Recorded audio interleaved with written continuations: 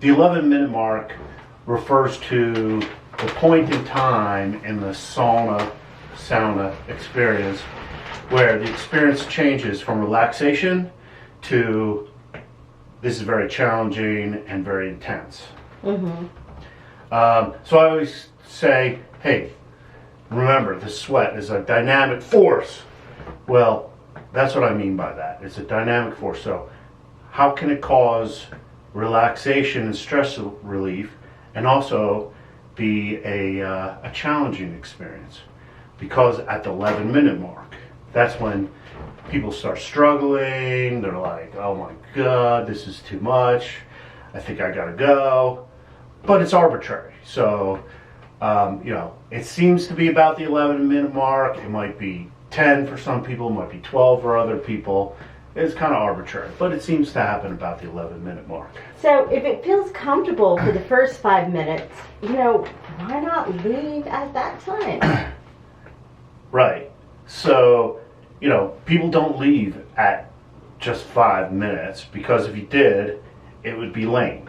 There wouldn't be the intensity in the experience, and then you wouldn't experience the intensity of the recuperation and after effects when you get out.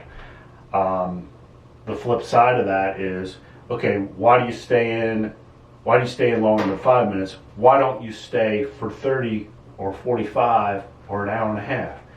Because it would be too much. If you stay in too long, you're going to get heat stroke and you're going to die, right? So there's your two extremes. So what factors affect your decision to leave early or to stay in longer?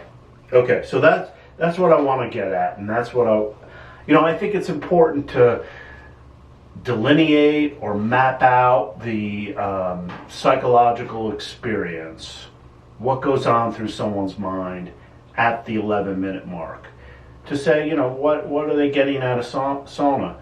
So what's going through my mind is like, all of a sudden I'm acutely aware of how healthy I've been living. So immediately, how was my behavior that day?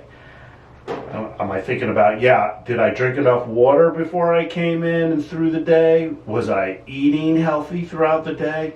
Because if I do those things, if I'm eating healthy, drinking enough water, the experience in the sauna is easier, it's more pleasant.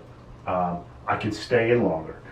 Whereas if I'm eating, really super fatty, sugary foods, and I didn't fast long enough, I didn't drink enough water, it's harder for me to stay in for long periods of time in the sauna. And I think about, how I've been doing throughout the week as well on those things, my wellness. Yeah, for me it's kind of like a balance too. Like, did I get enough sleep? Did I drink enough water? Am I eating good foods that are going to fuel me but not make me feel tired and sluggish?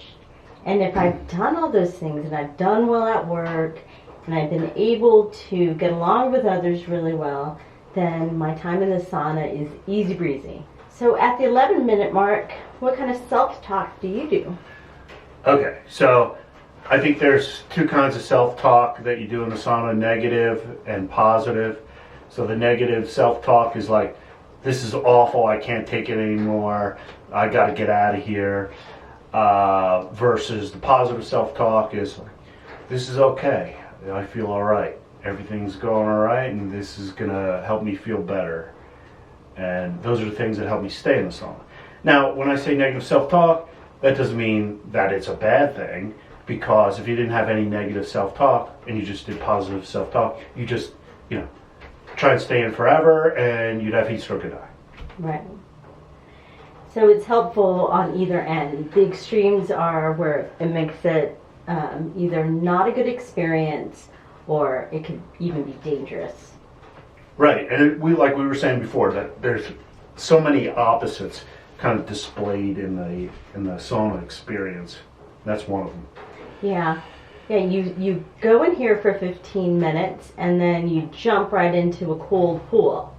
So that's one opposite, so one extreme to the other. Yeah, cold plunge, versus sauna. Another opposite right there. How does it transfer? One's self-talk that they engage in to deal with the sauna, that they rehearse. I think that also translates or transfers to dealing with stressors outside of the sauna. If you're annoyed, if you're dealing with something annoying, I think that, or what I hear from people is they talk about engaging that same positive self-talk to deal with those stressors. And for example, I did research with youth, and it starts to get hot. We're moving towards the 11-minute mark. That's it. I can't take more. I got to get out. Week after week, they learn to adapt and adjust. They engage in more positive self-talk, and I've seen them transfer that learning to deal with other stressors. They're not fighting anymore. They're dealing with stress in a more pro-social way. So to summarize, why is the 11-minute mark important is because by going past your 11-minute mark, you get more of the positive effects afterwards. You reflect on how you've been living during the week and how you need to live. And thirdly, to work on your own self-talk and think of stress as a challenge more than a crisis. Remember, the heat is a dynamic force.